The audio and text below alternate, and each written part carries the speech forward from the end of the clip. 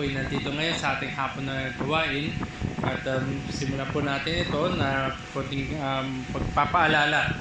Muli, welcome po bawat isa sa SGRCC Kapalaran Outreach.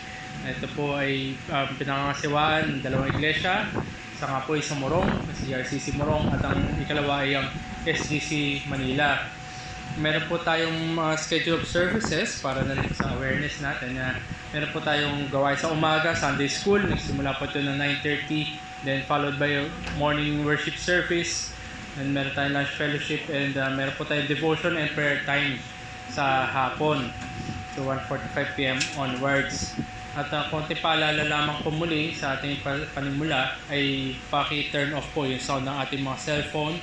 Palagay na lang po ito sa silent, vibrate, or i-off na lang po natin para maiwasan po yung mga possible na distraction habang tayo nagsasagawa ng pagsamba. So bilang paghahanda po muli ay basahin ko lamang muli Habakuk 2:20. Ngunit ang Panginoon ay nasa kanyang templong banal, tumahimik ang buong lupa sa harapan niya. Sa paghahanda natin na humarap sa Diyos sa ating pagsamba, ay magbigay muna tayo ng kakailangan ilang sandali para magkaroon tayo ng katahimikan at magbulay-bulay sa ating kahandaan sa pagharap sa Diyos. Papangunahan po mamaya-maya ang kongregasyon sa panalangin.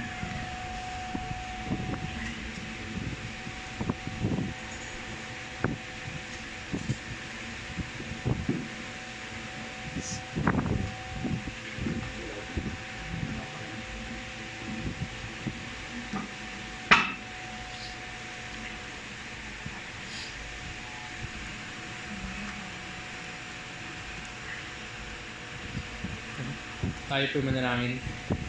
Muli aming Diyos, salamat nga po kung paano nyo kami sinamahan kanina sa aming mga gawain sa Sunday School at sa morning service namin. Hiningi rin namin ang inyong pong pagsama sa amin ngayon sa panghapon na gawain.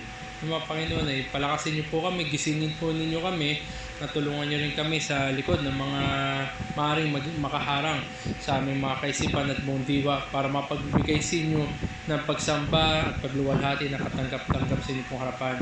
Naway patatagin niyo po ang bawat isa at ang inyong pong presensya ay tunay nga na maranasan. At matuon kami muli, dalhin niyo kami sa totoong pagsamba at pasasalamat at papuri sa inyo. Ito po aming dalangin sa ngalan ni Jesus. Amen.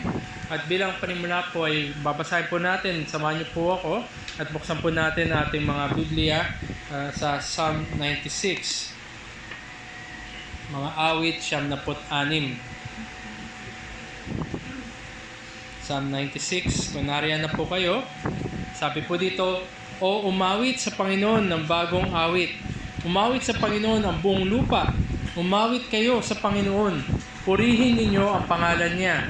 Ipahayag ninyo ang kanyang pagliligtas sa araw-araw. Ipahayag ninyo sa mga bansa ang kanyang kaluwalhatian, ang kagilagilalas niyang mga gawa sa lahat ng mga bayan. Sapagkat dakila ang Panginoon, karapat-dapat na purihin, siya ay dapat katakutan na higit kaysa lahat na Diyos. Sapagkat lahat ng mga Diyos sa mga bayan ay mga Diyos-Diyosan. Ngunit ang Panginoon ay ang lumikha ng mga kalangitan. Nasa harapan niya ang karangalan at kamahalan. Nasa kanyang santuaryo ang lakas at kagandahan. Ibigay ninyo sa Panginoon kayong mga angkan ng mga bayan. Ibigay ninyo sa Panginoon ang kaluwalhatian at kalakasan. Ibigay ninyo sa Panginoon ang kaluwalhatiang nararapat sa kanyang pangalan. Magdala ng handog at pumasok kayo sa kanyang mga bulwagan. Sambahin ninyo ang Panginoon sa kagandahan ng kabanalan. Manginig kayong buong lupa sa kanyang kaharapan. Sabihin ninyo sa mga bansa, ang Panginoon ay naghahari. Oo, matatag at hindi makaakilos ang sanlibutan. Hatulan niyang may katarungan ang mga bayan. Matuwa nawa ang langit at magalak nawa ang lupa. Umugong nawa ang dagat at ang lahat ng naroon. Maging masaya nawa ang bukiran at lahat ng naroon. Kung kayo'y aawit dahil sa kagalakan ang lahat ng punong kahoy sa gubat. Sa harapan ng Panginoon sapagkat siya'y dumarating upang hatulan ang lupa. Kanyang hatulan na may kamay, na may katwiran ang sanlibutan at ng kanyang katotohanan ang mga bayan. Ito pong binasa natin na awit, ito Psalm 96. Ito ay paghihimok upang magbigay ng pasasalamat sa Diyos. Doon na pinakilala niya ang Diyos na ito, ang Panginoon, ang siyang lumikha, ang Panginoon, ang siyang hari, at siya nga'y naghahari sa kanyang sanlilikha na meron siyang katotohanan at biyaya sa pamamagitan ng grace and truth. Kaya tayo bilang nakakilala sa Diyos na ito, magpasalamat tayo dahil pinahayag niya ang kanyang sarili niya sa atin, lalo na kung nakikilala natin siya sa nakapagliligtas na pamamaraan.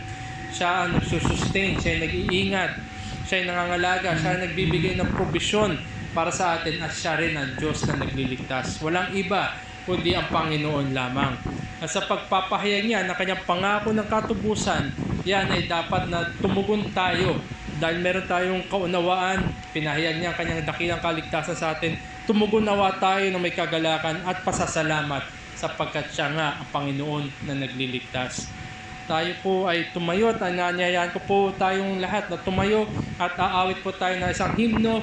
Ang himno na ito ay ang Joy to the World, na kung saan binabanggit dito sa awit na to ay sumasalamin sa nabasa nating awit. Nandoon yung let earth receive her king, ang Diyos, ang Panginoon na siyang hari, fields and floods, rocks, hills and plains, ang kanyang sanlilikha, and He rules the world with truth and grace. Yan po ang ating Panginoon at siya ang dadakilain natin at awitan sa hapon na ito. Tayo po umawit ng Joy to the World.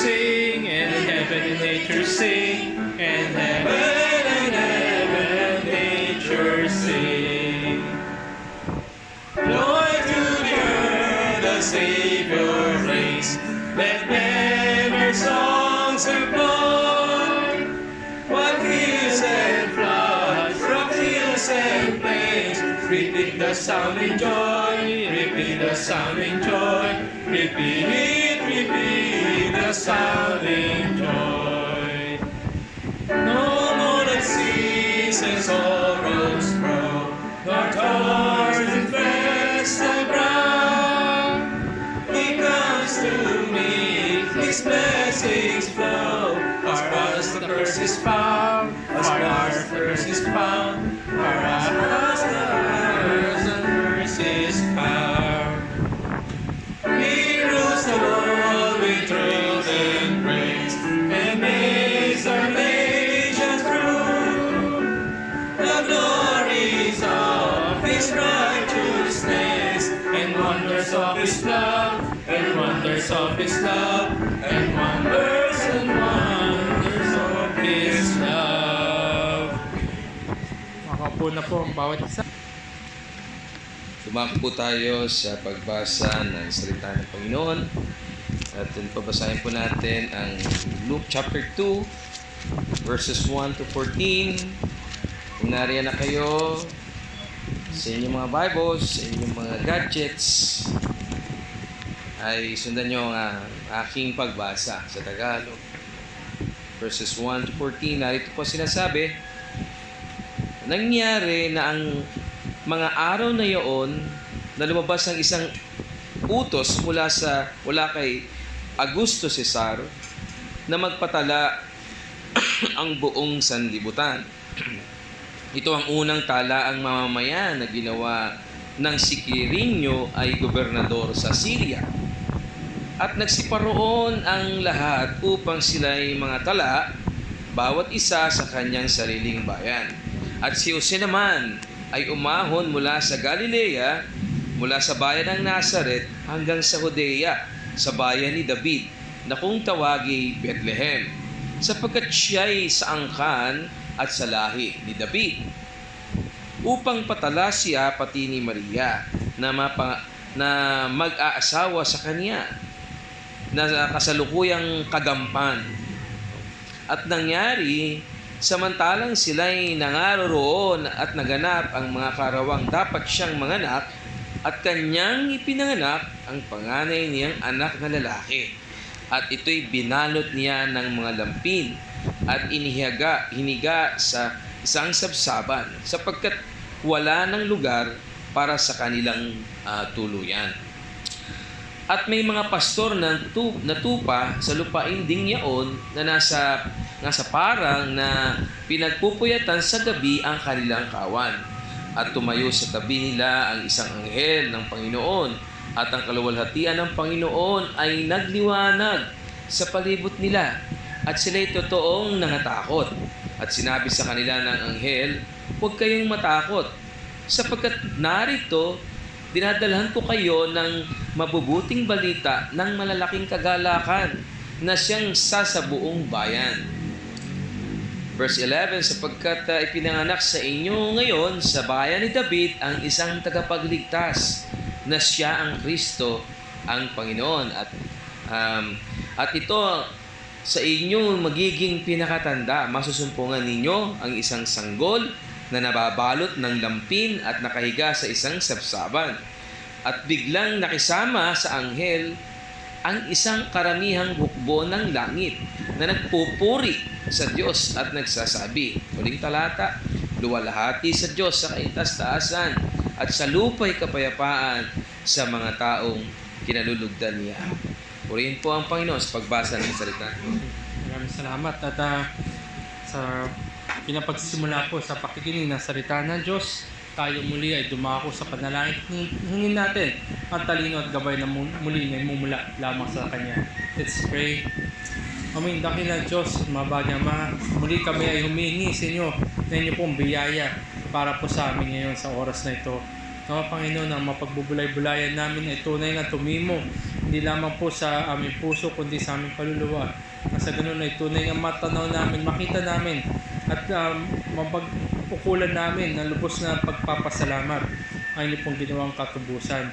Hiningi rin namin na sa oras na ito ay bigyan nyo kami ng kalakasan at ang inyong presensya ay tunay na maranasan. At lahat na ito ay mauwi lamang sa inyong pong kagalakan, sa aming pong kagalakan at sa inyong pong kadakilaan.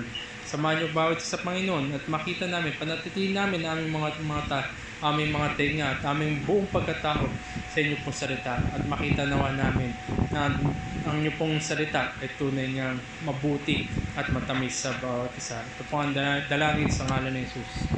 Amen. Marami nga po circumstances sa ating buhay ang sabihin natin wala po tayong control. Kung papapiliin tayo ay wala rin tayong perspective doon sa mga bagay-bagay na yan. At isa nga po sa mga circumstansya na ito ay yung oras at kapanahunan at dahilan at layunin ng ating kapanganakan. Wala po tayong any input doon, wala po tayong pagpipilian, at hindi rin po natin mapili kung sino yung mga magulang natin, saan tayo ipapanganak, paano tayo ipapanganak, at bakit tayo ipapanganak. Iba siguro iisipin nila na sana pinanganak na ako sa mayaman na pamilya. Iba naman, sana pinanganak ako sa ibang lahi. At maraming ganitong mga katanungan. Pero ang katotohanan niyan ay wala tayong control sa circumstansya na yan. Hindi na tayo makakapili kung saan, bakit, paano paraan, kailan. Pero ganun pa man, tayo ay pinanganak sa mundo na ito.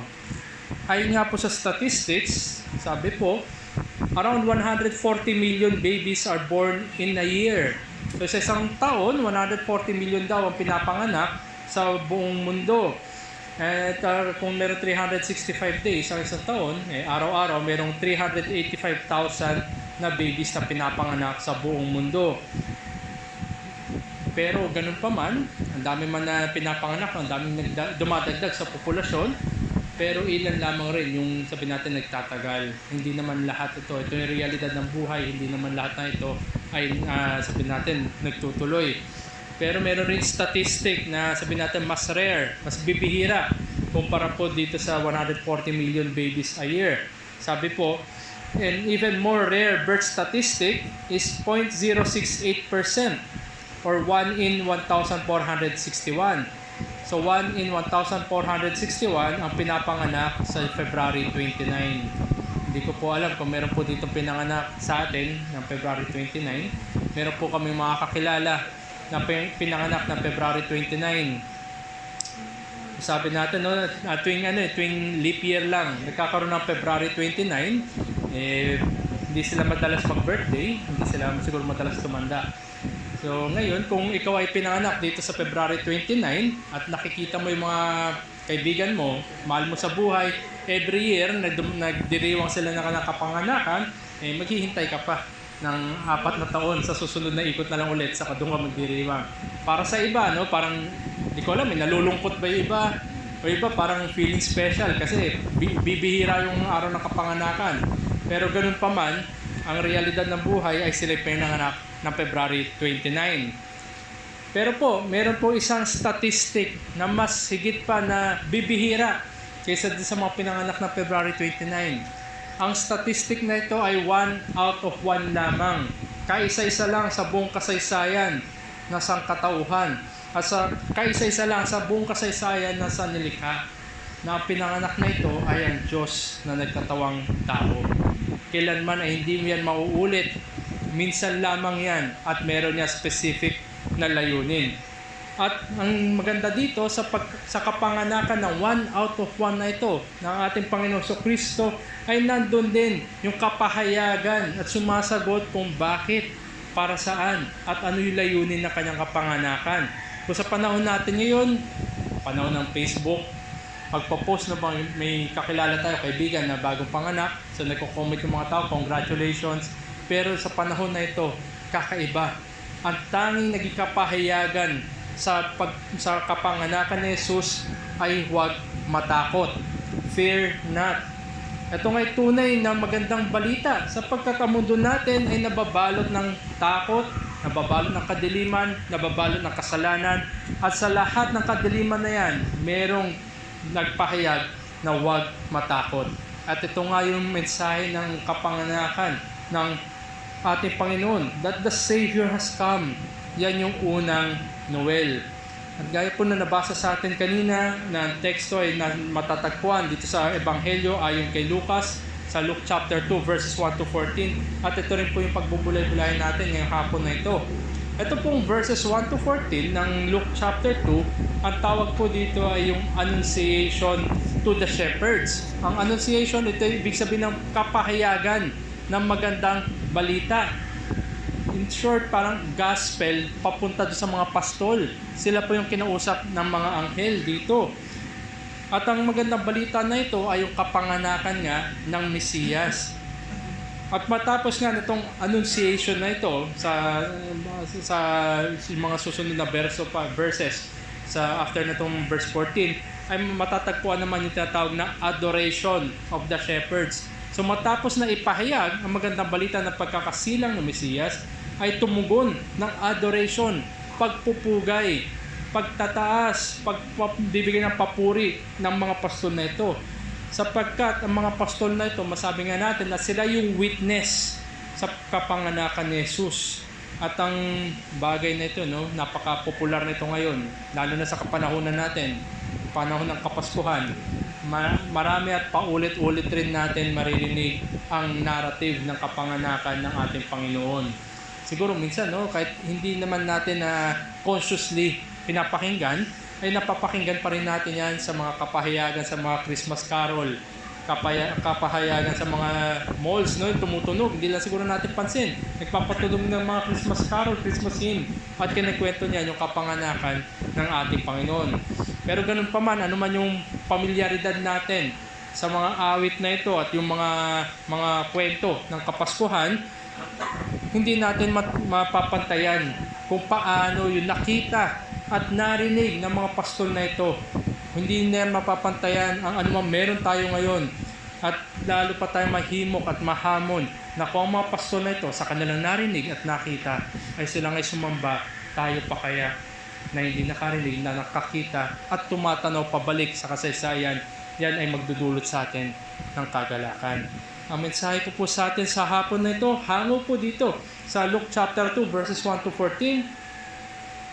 The good news of the first Noel is to fear not and be drawn near. as it remains an open invitation for sinners not to fear and come to Christ.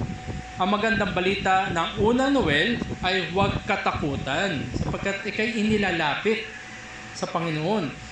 Habang ito'y nananatiling bukas na paanyaya sa mga makasalanan upang huwag matakot at lumapit kay Kristo. Ang kapahayagan ng unang Noel ay huwag katakutan, inilalapit sa iyo ang Panginoon. At yan nga'y paanyaya pa rin hanggang sa panahon natin ngayon, hanggang sa huling panahon para sa mga makasalanan na huwag matakot at lumapit sa Panginoon Kristo. Isa nga po na common na tugon ng mga tao sa harapan ng mga kapighatian, sa harapan ng mga problema at kahirapan ay yung kanilang pagtakbo palayo. Marami po sa atin at marami rin tayong siguro human nature ito na tumatakbo palayo sa mga problema. Marami rin ibang pamamaraan upang layuan ng problema sapagkat may takot ang tao harapin ang realidad na hindi nila matatakasan ang problema. Pero ganun pa man, no? Sabi ng iba, ito'y denial. Denial lamang ito. Ayaw rin nila harapin pero nandyan pa rin yung problema. Constantly pretending na sinasabi nila, okay naman ang lahat, walang problema. Pero nandyan pa rin ang problema. Wala naman nagbago. Nahirapan sila ngayon tanggapin ang realidad ng buhay. Kaya sila tumatakbo, palayo, pinipikitan, ayaw makita at ayaw harapin.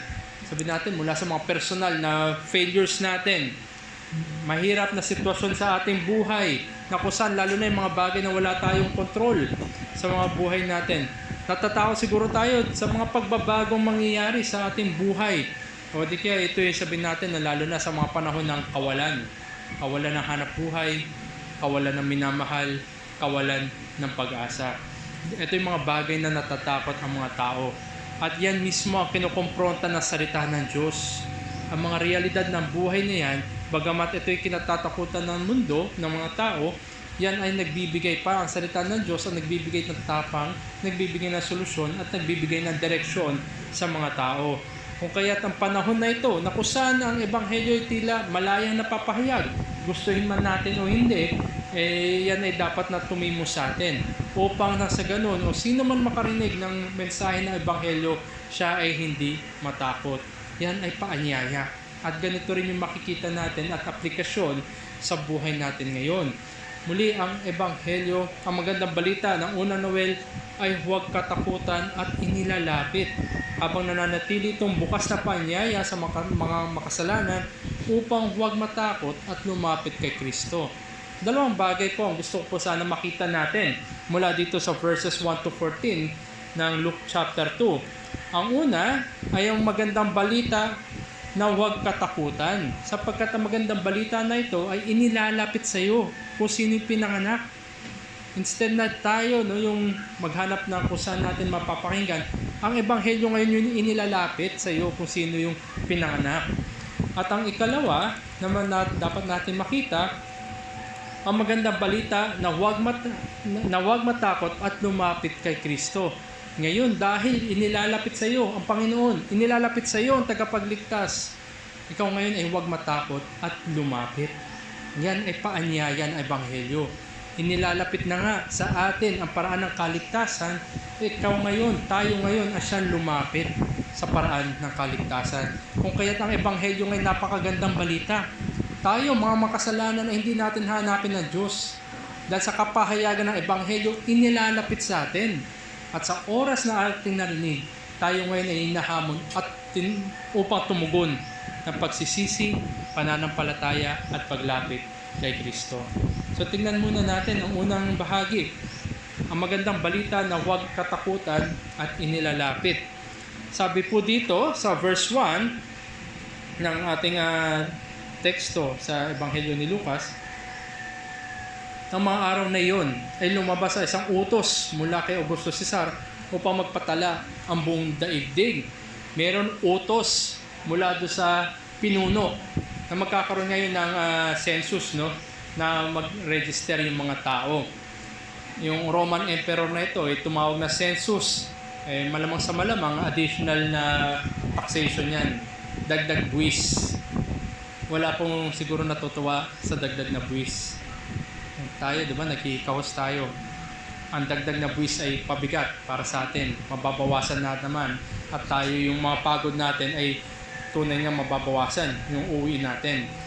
Pero bagaman, gano'n na sinabi dito, si Cesar Augustus ay nagpatawag, nag-utos na magkaroon ng pagtatala. Bad news yan sa lahat, good news yan sa ilan lamang. Ang tanging good news yan para lamang sa tax collector. Kasi dagdag na naman yan. Lalo na yung panahon na ito, panahon ng mga ebanghelyo, panahon ng bagong tipan. Pag sinabing tax collector, di ba, ano yan? Nandaraya, kumbaga. Sumisingil lang higit pa kaysa sa tama. At sila lamang rin yung matutuwa sa ganitong klaseng operation. At sabi dito sa verse 3, pumunta ang lahat upang magpatala bawat isa sa kanyang sariling bayan. So, isipin natin, ganun yung utos. Umuwi ang lahat sa kanilang sariling bayan upang magpatala. Isipin na lamang natin ang hassle siguro nun. Iba-iba tayo ng pinagmulan ng ating bayan kung saan tayo nandoon. Iba-iba yung sariling bayan natin. Ako po ay tubong Muntinlupa. So, malayo. So, kung isipin natin kung nagpaganon, tumawag na census upang magpatala, mawawala tayo sa trabaho natin, babiyahe tayo ng matagal, maghanda tayo ng mga provision sa biyahe. Tandaan natin, no, yung panahon na rin na yun, walang mga highway, walang, sabi natin, dire-diretsong kalsada. Hindi kagaya ng mga kalsada natin ngayon. Maglalakad. Malayo sa trabaho, maraming provision na dala-dala, at tandaan natin, ang kasama ni Jose ay nagdadalang tao, malapit na mga anak. So, ang hirap. Pero ganun pa man, sila ay sumunod. At sabi dito, umahon din si Jose mula sa Galilea, mula sa bayan ng Nazaret, patungo sa Judea sa lungsod ni David, na tinatawag na Bethlehem, sapagkat siya ay mula sa sambayan at lipi ni David. Ito ay soberanong probidensya ng Diyos. Kahit sa atin natin isipin, ay parang walang maganda, no, na dagdag na buwis, tapos magiging hassle pa kila Jose at kila Maria. Magre-ready sila ng maraming gamit para sa travel na yan. Pero yan ay providensya ng Diyos. Dahil sa providensya ng Diyos ay hindi pinanganak si Jesus sa bayan ni Maria. Dahil sa utos ni Cesar Augustus, yan din sa pamamagitan ng ganyang kaparaanan, gaano makadilim o kapangit o hindi kaganda. Yung utos na yan, na census na yan, it served the purpose of God. Tandaan natin, nagbigay ang mga propeta sa lumang tipan ng mga palatandaan. Nagbigay ng mga clues and hints kung saan ipapanganak ang Mesiyas. At dahil dito sa inutos ni Cesar Augustus, ay pumunta sa sariling bayan sila Jose, pumunta sa Bethlehem, at doon isisilang ang Panginoon. Hindi man nila kagustuhan na umuwi sa sariling bayan, na iiwan yung kanilang hanap buhay. Pero dahil soberano ang Diyos, na ang probidensya niya ay ginamit niya ang ganitong command, mga utos ng mga hari, ay doon magkakaroon na sa katuparan. Sa ganitong paraan, iningatan ng Diyos upang na sa ganon ang mga propeta, ang binigay na kapahayagan, ay magkaroon ng katotohanan. At doon ay napisilang si Jesus. Sa verse 8, sinabi doon, sa lupaing iyon ay may mga pastol na tupa na nasa parang na nagbabantay sa kanilang kawan sa gabi. Kung isipin natin, parang night shift itong mga pastol na to. Very commendable. Talaga sasabihin mo, talagang siniseryoso nila yung kanilang tungkulin. Sa lalim ng gabi. Alam natin sa lugar na yun, pag gabi malamig na malamig, pag umaga mainit. Sa lalim ng gabi, sa lamig na nakapalibot sa kanila, they are keeping watch. Binabantayan nila. Nandun sila nagmamasid, hindi sila natutulog, kundi binabantayan nila yung kanilang mga alaga, yung mga tupa nila nasa kanilang kawan sa gabi. Kung tayo nga sa panahon natin ngayon, maraming nangyayari hindi maganda sa dilim, nandiyan yung mga nakawan, mga akyat bahay. Sa panahon nila, wala naman CCTV, nandun kailangan dilat, kailangan gising yung pastol. Hindi niya alam, baka mamaya umaalis na yung kanyang tupa. Hindi niya alam, baka mamaya may kumukuha na sa kanyang tupa. Hindi niya alam, baka mamaya may mga masasamang loob na pumasok sa kanilang kawan. So binabantayan nila. Sila nga masabi natin na faithful na mga pastol dahil ginagampanan nila yung kanilang katungkulan na may katapatan. At habang sila nagbabantay, may biglang nangyari. Sabi dito sa verse 9, tumayo sa tabi nila ang isang anghel ng Panginoon at ang kaluwalhatian ng Panginoon ay nagliwanag sa palibot nila at sila'y lubhang natakot. Napuno sila ng takot, lubhang natakot. Kung ikaw ba naman, biglang may lumabas na anghel, lahat tayo matatakot. Lahat tayo magugulat. At tunay nga, itong experience na ito ay nakakatakot. Dahil, tandaan natin, kung si Isaiah, si Propeta Isaiah, nakita niya ang Panginoon, sabi niya, woe to me for I am undone. Nakita niya yung mga anghel, parang para sa kanya kahindik-hindik. Siya'y mapupukaw. Paano pa kaya ang mga pastol na nasa mababang uri ng estado? Hindi sila propeta, sila yung pastol. Panahon nila mababa ang tingin sa mga pastol. Pero ganun pa man, ang takot, ang kanilang lubhang takot ay pinalitan ng kagalakan. Pinalitan ng magandang balita ng kaligtasan. Pinalitan ang takot nila ng mga katagang huwag matakot. Sabi po sa verse 10, kaya't sinabi sa kanila ng anghel, huwag kayong matakot, sapagkat narito dala ko sa inyo magandang balita na malaking kagalakan para sa buong bayan. Naranasan nila, naramdaman nila yung takot na biglang may mga anghel sa kanilang paligid. Probably first time nila makakita ng anghel. Kaya hindi nila alam yung gagawin. Liwanag, ang kaluwalhatian ng Diyos ay naroon. Pero pinalitan sa katagan ng mga anghel, huwag kayong matakot. Kaya nga sinabi rin ay huwag kayong matakot sapagkat narito dala ko sa inyo ang magandang balita. Huwag na nga, ang kanilang takot ay pinalitan na huwag matakot at binigay yung magandang balita. So hindi lamang sa nag-cancel out na nawala yung takot, pero binigyan pa sila ng magandang balita.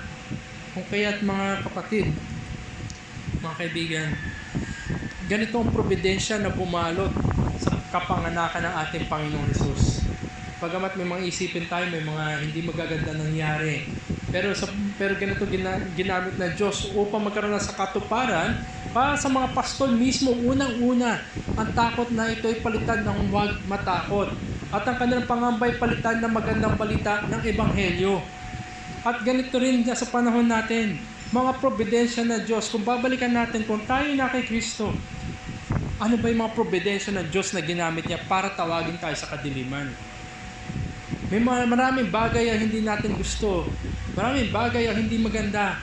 Pero ganun pa man yan ay ginamit na Diyos upang tawagin ka sa oras na kanyang tatawagin ka. Ang takot mo ngayon ay pinalitan ng huwag matakot. Ang mga bagay na kung dati kay lumalangoy sa kasalanan ay binigay sa iyo ngayon ang magandang balita ng Ebanghelyo. Ito ang katotohanan na binibigay sa atin. Sapagkat sino man na nakatanggap ng magandang balita, nakatanggap kay Hesukristo na Panginoon, siya ngayon ay dinudurog ng realidad ng kasalanan at ng kahatulan. At siya ngayon ay tumatakbo, lumalapit sa Panginoong pinahayag sa Kanya. Ito ang katotohanan ng Ebanghelyo, mga kapatid, mga kaibigan. Kung babalikan lang natin paano nagsimula, paano tayo tinawag sa biyaya ng Diyos sa Kanyang mga probidensya, carefully, maingat na inayos yan ng Diyos nang sa ganun ay tayo makakilala sa Kanya sa likod ng kahatulan na dapat sa atin ay pinalitan yan ng magandang balita ng kaligtasan. Kaya wag natin makakalimutan, mga kapatid. Isa nga po sa mga pinaka-komplikado na procedure na meron tayo ngayon ay yung tinatawag na eye replacement surgery. Yung mata, papalitan. Eye replacement surgery. Isipin natin, kunwari tayo yung tao na yun. Tayo yung buong buhay natin na hindi tayo nakakita na liwanag. Hindi natin alam kung ano yung liwanag. Buong buhay natin, hindi natin alam kung ano yung itsura. Maaari siguro nahawakan natin yung mga mahal natin sa buhay, pero hindi natin alam itsura nila. Isipin na lamang natin, kung ikaw ay nag-undergo ng eye replacement surgery, At naging successful yung operasyon na yan. Unti-unti pinapadilat sa iyo ng doktor yung mata mo. Ika'y masisilaw sapagkat unang beses ka makakita ng liwanag. Masakit man, mahapdi man sa mata mo. Blurry man yung nakikita mo, pero may nakita ka ng liwanag. Hindi mo man maintindihan kung ano ito sapagkat nasanay ka sa buhay mo na kadiliman ang nakikita mo.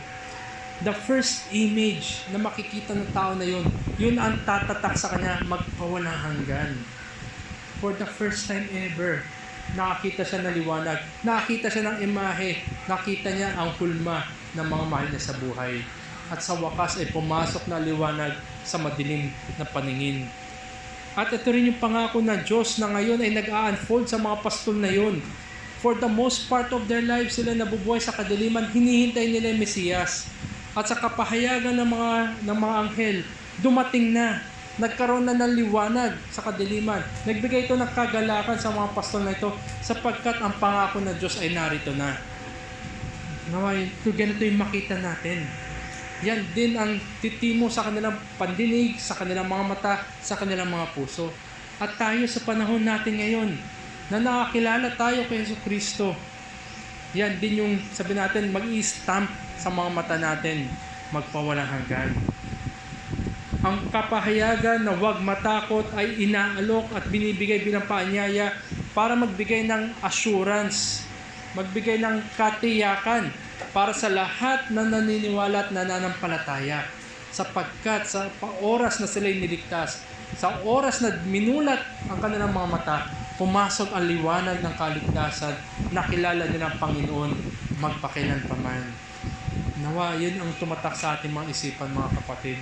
Wag na mawala sa ating isipan kung saan tayo nanggaling dati bago tayo iligtas ng Panginoon. Kung kaya't mahamon tayo, ang ating mga kaisipan ay lalo pa dapat matrain sa salita ng Diyos. At dahil sa salita ng Diyos ay finifix nito ang ating mga mata sa magpawalang hanggan. Tinutuon ang ating mga mata tungo sa magpawalang hanggan kasama ang Diyos at hindi yan naiiwan dito sapagkat ang mundo na ito ay kadiliman lamang. Ang mundo na ito ay dadaan din sa kahatulan. Ngunit kung ikaw ay na kay Kristo, ang mga mata mo ay patungo sa magpawalang hanggan. Ang kapahayagan ng Ebanghelyo ay tunay nga magandang balita sapagkat yan lamang yung nagbibigay ng pag-asa sa mga makasalanan tungo sa magpawalang hanggan. Ang dalangin natin, sana ito'y totoo sa bawat isang na kay Kristo. At ang dalangin rin natin para sa mga wala pa kay Kristo, sana ito'y maging totoo rin sa kanila na dadalhin niya ng Ebanghelyo, hahawakan nila ang Ebanghelyo hanggang sa magpawalang hanggan. Nabanggit ko nga po kanina yung eye replacement surgery.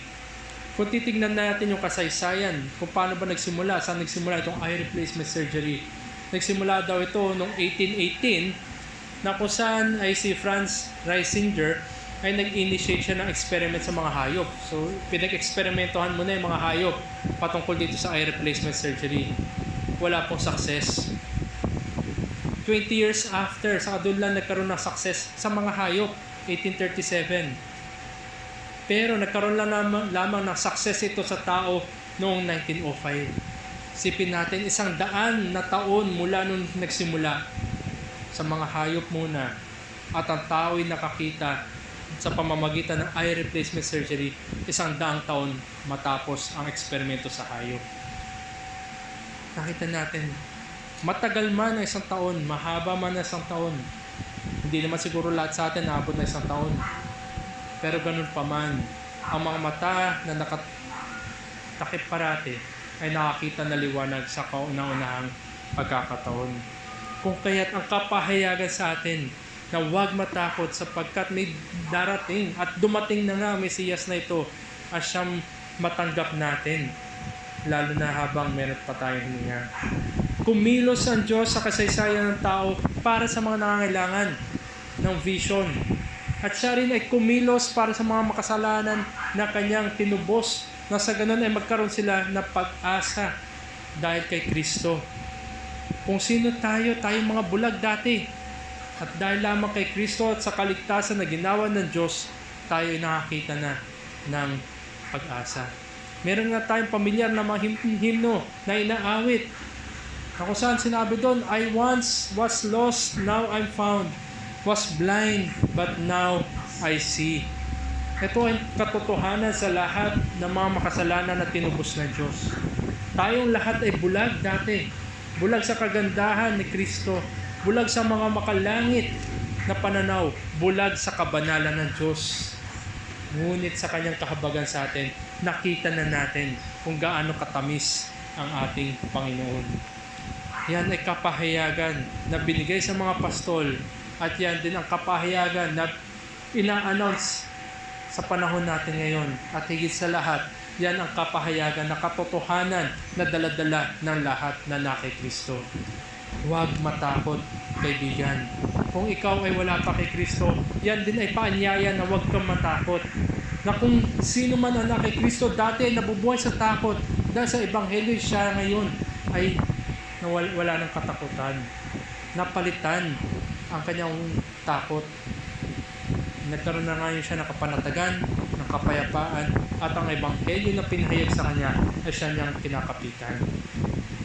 At ang ikalawa, na magandang balita na ito ng Ebanghelyo ay paanyaya, na nanatiling bukas na paanyaya para sa mga makasalanan upang sila'y huwag matakot at lumapit. Kung ang pagpapahayag ng Ebanghelyo ay hindi mo dapat katakutan sapagkat inilalapit sa iyo ang paraan ng kaligtasan, ikaw mismo ay huwag matakot at lumapit ka kay Kristo. Yan ay bukas na paanyaya ng Ebanghelyo. Ang magandang balita ng Ebanghelyo ay dala-dala nito yung kagalakan. Kung papapansin natin ang mga Christmas carols, punong-puno ng kagalakan. Kanina lamang, joy to the world. The Lord has come. Sino bang hindi magagalak na dumating ang Panginoon? Ang hindi lamang magagalak ang siyang nananatili sa kanyang kasalanan. At sabi dito, sa pagpapatuloy natin sa verse 10, kaya't sinabi sa kanila ng anghel, huwag kayong matakot sapagkat narito dala ko sa inyo ang magandang balita na malaking kagalakan para sa buong bayan. Ang magandang balita na ito may malaking kagalakan. Nagbibigay ito ng kagalakan sa lahat. At hindi lamang para sa mga pastol na ito. Sabi ng anghel, para sa buong bayan. Hindi lamang para sa kanila, kundi ito ay para sa buong bayan. For all the people. Bakit? Sapagkat ang Ebanghelyo ay kailangan ng lahat ng tao. Ang Ebanghelyo ay hindi para sa Hudyo lamang, kundi para sa lahat ng makasalanan. Lahat tayo ay makasalanan. Lahat tayo nangangailangan ng Ebanghelyo. Ang mga pastol na ito, sila makasalanan, kailangan nila ng Ebanghelyo. Ang mga hentil ay kailangan rin ng Ebanghelyo.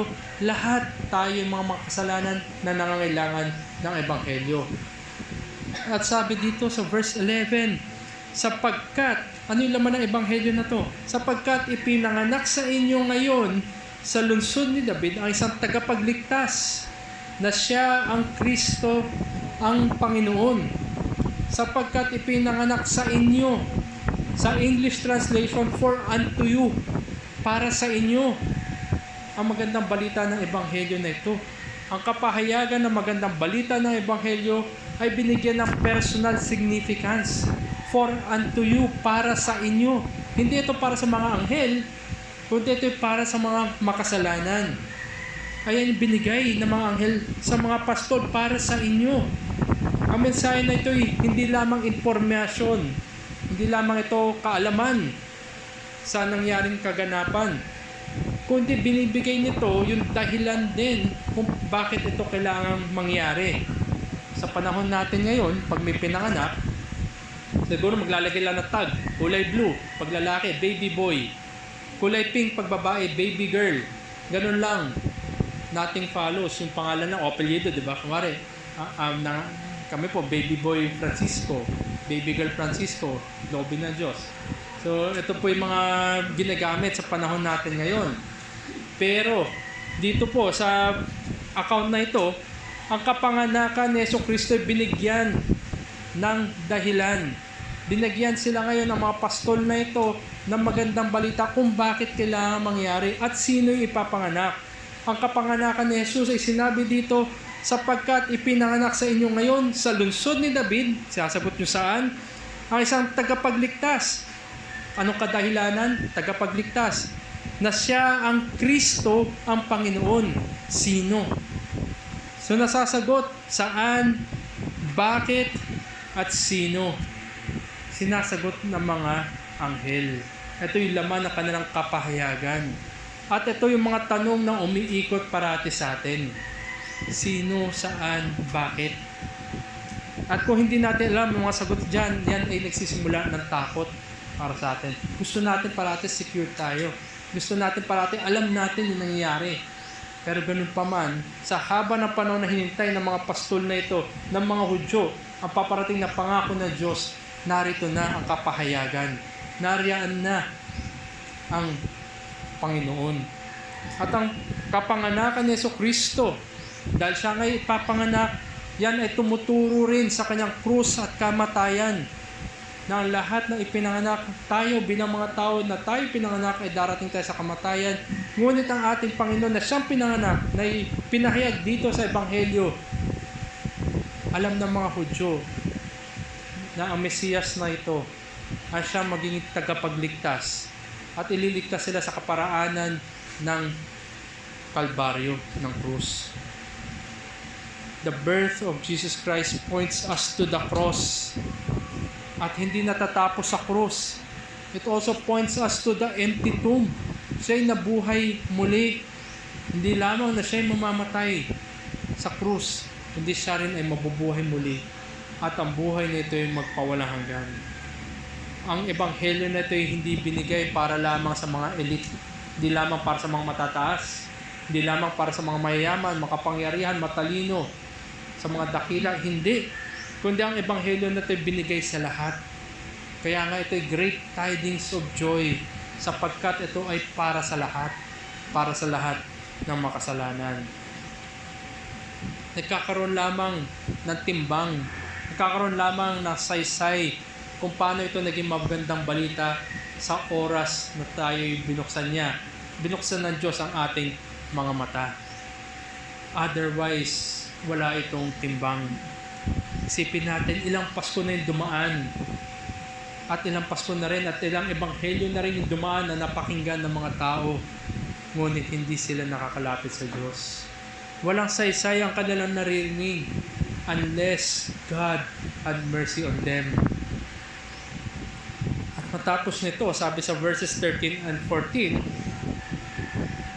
at biglang sumama sa anghel ang isang malaking hukbo ng langit na nagpupuri sa Diyos at nagsasabi, luwalhati sa Diyos sa kataas-taasan at sa lupa'y kapayapaan sa mga taong kinalugdan niya.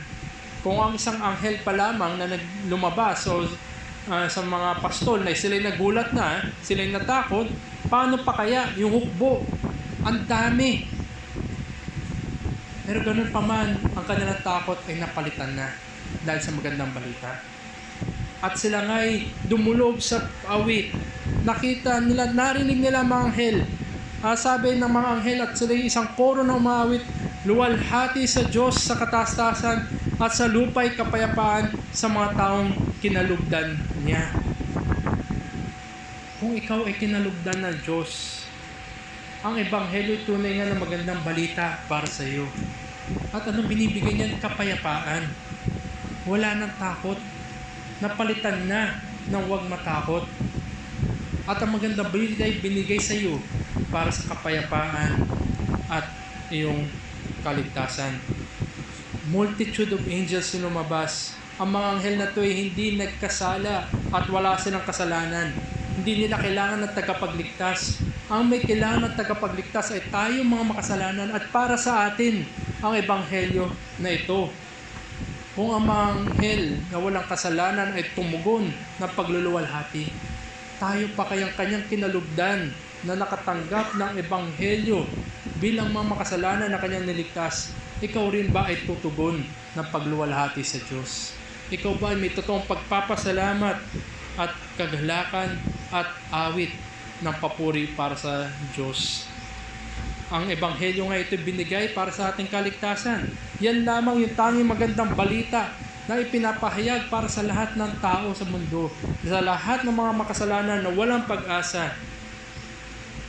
At ngayon, muli pinapahayag na narito na. Pinapahayag na ating Panginoong Kristo ang siya nagliligtas. Kung kaya't ito'y nananatiling bukas na paanyaya para sa mga wala pa kay Kristo, na hanggang ngayon ay patuloy pa rin pinapahayag ang Ebanghelyo, at ngayon ay kay tinatawag sa pagsisisi sa kasalanan at pananampalataya. Nakakalungkot sapagkat kung ilan na yung taon natin sa mundo na ito, marahil ganun din kadaming Pasko yung lumipas sa atin. Naway wag mo sayangin ang Pasko ngayon sa iyong napapakinggan na Ebanghelyo. Tunay nga si Jesucristo ay dumating at sa pamamaraanan lamang ng kanyang dugo ay nagkaroon ng totoong kapayapaan sa harapan ng Trinidad na Diyos at na isang makasalanang tao. May isang himno nga, God and man reconciled so that sinners may no longer die. Tunay nga na maganda, mabuti at mapagpapasalamat tayo sa lahat na nakatanggap ng Ebanghelyo. Ang katubusan ay na-accomplish na ng ating Panginoon at siya ngayong inilalapat sa lahat ng kanyang kinalugdan. Nawa mahamon sa atin tayo muli mga kapatid. Magkaroon tayo ng maliwanag na pagkakaunawa kung sino yung pinanganak para sa atin. Sino yung nagliligtas mula sa kasalanan para sa atin. At tayo nga tumugon na may bago, kabuguhan ng kaisipan at ng pamumuhay na tunay nga'y sumasalamin ng kanyang biyaya. At sabi nga dito, luwalhati sa Diyos sa kataas-taasan at tayo rin ang sa pamamagitan ng buhay natin ay nagbibigay tayo ng luwalhati sa Diyos sa kataas-taasan. Glory to God to the highest. Si James Chadwick ay isa po siyang pari na nabuhay noong 19th century. So 19th century, ito yung 1800s. Nabuhay po siya, isa po siyang pari. Pinanganak po siya sa isang napakayamang pamilya. Very active rin siya sa komunidad nila. Talagang matalino, pinagpala ng talino ito si James Chadwick. Naging siyang professor ng philosophy and theology.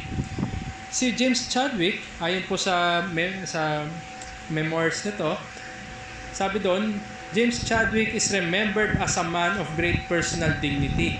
So mataas yung tingin sa kanya ng lipunan sapagkat nakikita sa kanya yung kanyang kaalaman na kanyang pinapractice. Lumalabas sa kanyang buhay na tunay nga kung ano yung kanyang pagkakaunawa sa salita ng Diyos, yun yung kanyang pinamumuhay. At dahil nga ito'y pinuspusan ng talino, marami siyang sinulat ng mga libro. Marami siyang literary works. Ngunit, sa pagiging soberano ng Diyos, sa kanyang mga probidensya, isa lamang yung nakasurvive sa mga gawa ni James Chadwick. Sa isang tao na pinuspusan ng talino, sa isang tao na maraming literature na nasulat, isa lang ang nakasurvive. Siya po at ang tanging nagsusurvive na gawa ni James Chadwick, siya yung naglagay ng English words sa isang hymno, sa isang Christmas carol. At ang Christmas carol na yon ay ang In Excelsis Deo. Nahango ito dito sa teksto natin. Siya po yung nag-translate, nagbigay ng mga English words at tayo ngayon ay napapakinggan natin ang magandang hymno na papuri na ito dahil sa kapanganakan ng ating Panginoon Kristo. Kung isipin lamang natin, baka nga ito rin yung narinig marahil ng mga pastol na yun, bagamat wala yung mga salita. Tayo ngayon sa panahon natin ngayon, kung babalikan natin, ito siguro yung unang tutunog sa ating isipan. At ito yung magdudulot ng pagpapakababa na kung saan paano napakabuti ng Diyos sa likod ng kasamaan natin bilang mga makasalanan, sa likod ng kasamaan ng mundo sa paligid natin. Siya'y nahabag, tinupad niya ang kanyang pangako ng tagapagligtas.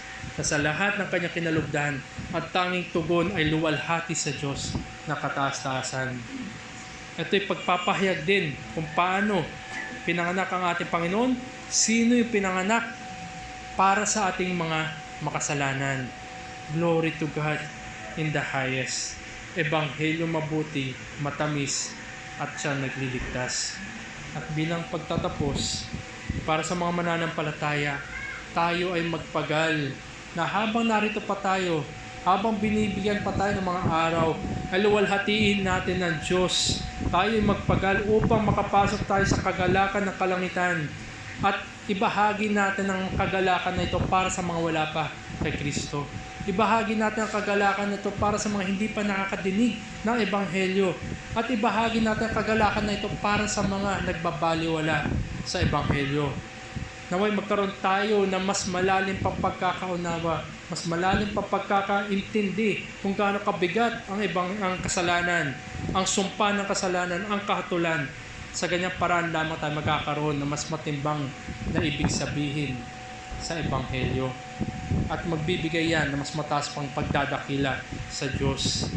At kung meron dito na wala pa kay Kristo, kung meron pa sa inyo na wala pa sa ating Panginoon, lalahanin natin ang mga pastol na ito, yung nakapakinig ng magandang pagpapahayag ng anghel. Hindi nila kinwestiyon yung anghel kung totoo ba yung kanya sinasabi. Bagkus sila'y nagmadali pumunta kung saan yung tinuturo ng anghel. Hindi po nagkaroon ng debate sa pagitan ng anghel mga tao.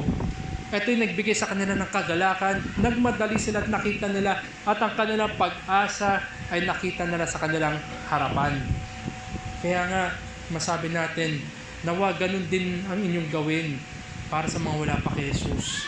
Kayo'y magmadali, huwag kayong magdalawang isip, do not hesitate, but come to Christ. Inilalapit sa inyo si Kristo sa kapahayagan ng Ebanghelyo. Ang panawagan ngayon ay ikay lumapit kay Kristo. May God be pleased sa atin sa pagpapahagi natin ng Ebanghelyo. Naway kalugdan rin tayo, at sa mga wala pa kay Kristo, naway kalugdan din kayo ng Diyos para tumugon ng paglapit. Magmadali ka, kaibigan. Hindi mo alam kung ilang Pasko pa yung darating. At sa ganitong kapanahunan, ano yung laman ng mga balita para ating pagtatapos ng taon at pagsimula ng bagong taon? Ilan yung hindi nakaabot sa susunod na taon? Marami ibang naputukan at meron rin ibang mga namamatay. Hindi nakakatungtong na susunod na taon. Kaya yan din ay pagbulay-bulayan mo sa iyong sarili, kaibigan. Kung wala ka pa kay Kristo, meron pa bang darating na susunod na pagkakataon? Nung kailan lamang, ang Banner of Truth, ito yung nagpa-publish ng mga libro, ay nire-publish nila yung aklat ni J.C. Ryle, Christmas Thoughts.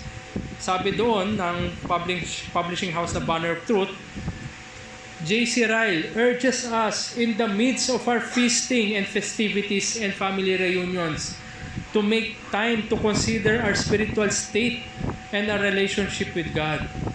How is it with your souls? What do we make of Jesus Christ? What will be our future when all our Christmases are past? Darating ang panahon na wala nang Kapaskuhan.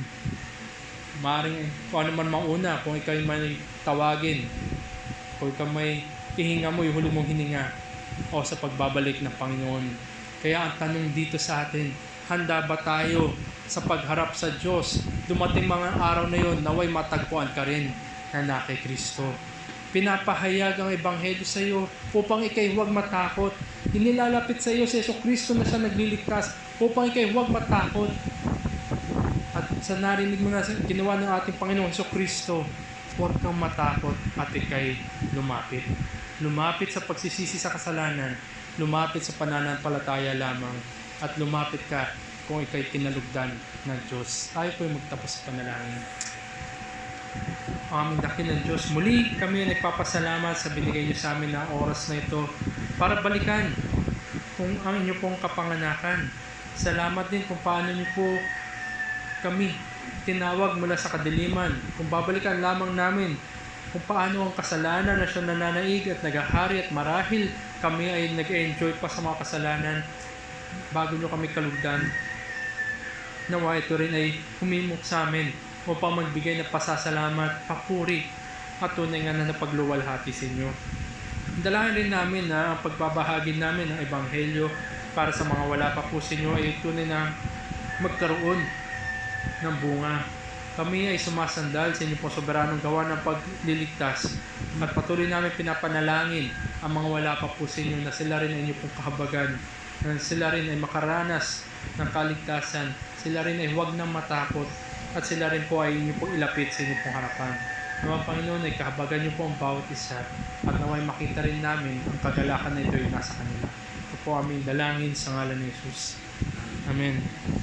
Bilang tugon, tayo po ay tumayo at awitin po natin yung himno na ayon po dito sa ating napagbulay-bulayan, at ito rin po yung natitirang gawa ni James Chadwick. Tunay ngayon makikita natin na luwalhati sa Diyos sa kataas-taasan, at ang bawat kinalugdan ay tunay niyang umaawit ng pagpapasalamat at papuri. Tayo po ay umawit ng In Excelsis Deo.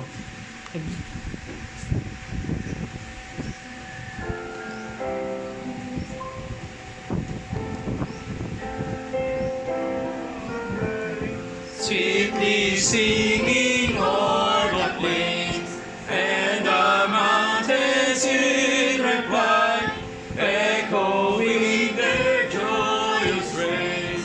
Oh, oh, oh, oh, Gloria in excelsis Deo.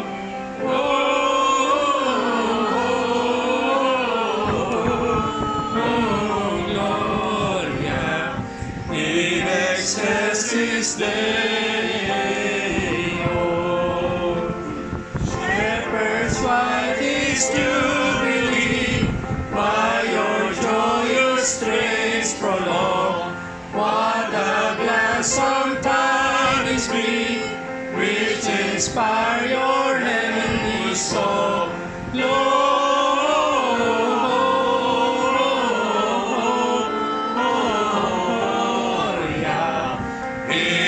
Excelsis Deo.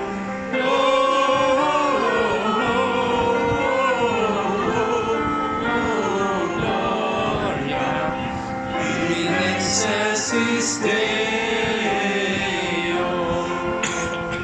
Come to Bethlehem and see, He whose birth the angels sing. Come adore on bended knee, Christ the Lord, the newborn King.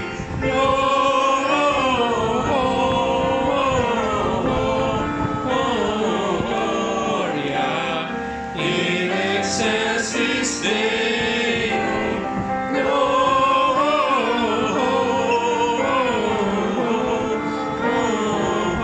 Gloria in excelsis Deo. Singing in a manger lane, whom the choirs of angels praise. Mary, Joseph, lend your aid, while our hearts in love we raise. Gloria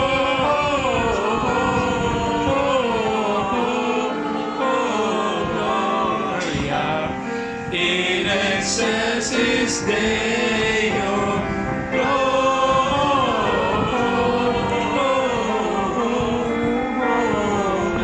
Gloria in excelsis Deo.